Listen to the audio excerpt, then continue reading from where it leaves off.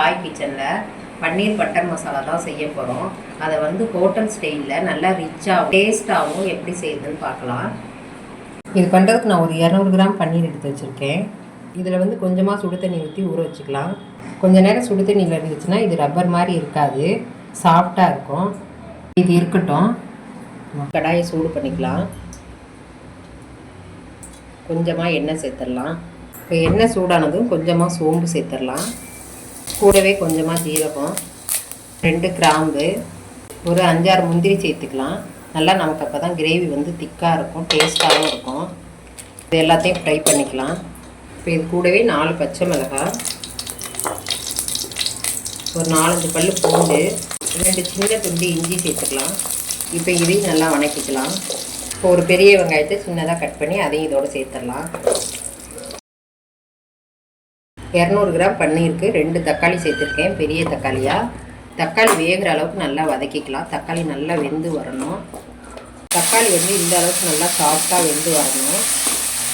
நீங்கள் தக்காளிக்கு பதிலாக டொமேட்டோ கெச்சப் கூட 2 ஸ்பூன் சேர்த்துக்கலாம், அதுவும் நல்லாயிருக்கும். இந்த அளவுக்கு நல்லா வெந்து வரணும். இப்போ இதை ஆற வச்சுக்கலாம். இப்போ நம்ம சேர்த்துருக்க தக்காளி, வெங்காயம், பச்சை மிளகாய் எல்லாமே நல்லா வதங்கிடுச்சு. இப்போ நல்லா இதை ஆற விட்டு அரைக்கணும். இப்போ இதை ஆறட்டும். இது நல்லா ஆறிடுச்சு. இப்போ ஒரு ஜாரில் சேர்த்துடலாம். இப்போ இது கூடயே சேர்த்து அரைக்கிறதுக்கு 1/4 டீஸ்பூன் மஞ்சத்தூள், காரத்துக்கு பச்சை மிளகாய் போட்டிருக்கோம், 1/2 டீஸ்பூன் காஷ்மீர் சில்லி கலருக்காக சேர்த்துக்கலாம். கூடவே 1 ஸ்பூன் மல்லித்தூள். இதை நல்லா நைஸாக அரைச்சி எடுத்துக்கலாம். இந்த அளவுக்கு நல்லா நைஸாக அரைச்சிக்கோங்க. பன்னீர் பட்டர் மசாலாவுக்கும் நல்லாயிருக்கும். ஒரு கடாயை வச்சு கடாய் சூடாகட்டும். கடாய் சூடானதும் கொஞ்சமாக எண்ணெய் சேர்த்துடலாம். எண்ணெய் காஞ்சதும் பட்டர் சேர்த்துக்கலாம். கீரி வச்ச 2 பச்சை மிளகாய் சேர்த்துக்கலாம். பேஸ்ட்டை இப்போ இதோட சேர்த்துடலாம்.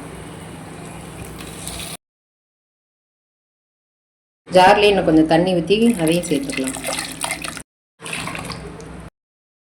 பட்டர் அதிகமாக சேர்க்க பிடிக்கலன்னா நீங்கள் 2 ஸ்பூன் எண்ணெய் கூட சேர்த்துக்கலாம் எக்ஸ்ட்ரா. அடுப்பை வந்து மீடியம் ஃப்ளேம்லேயே வச்சுக்கணும்.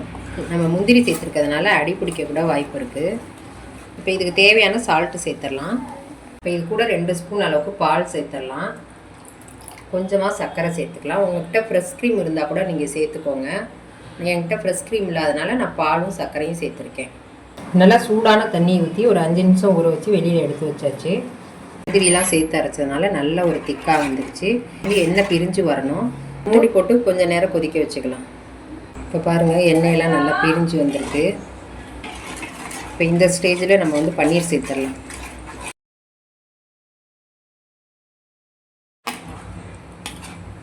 பன்னீர் வந்து ஒரு 3-4 நிமிஷம் வெந்தால் போதும். இல்லாட்டி ரப்பர் மாதிரி இருக்கக்கூடாதுன்னு நம்ம சுடு தண்ணியில் போட்டு எடுத்துக்கிட்டோம்.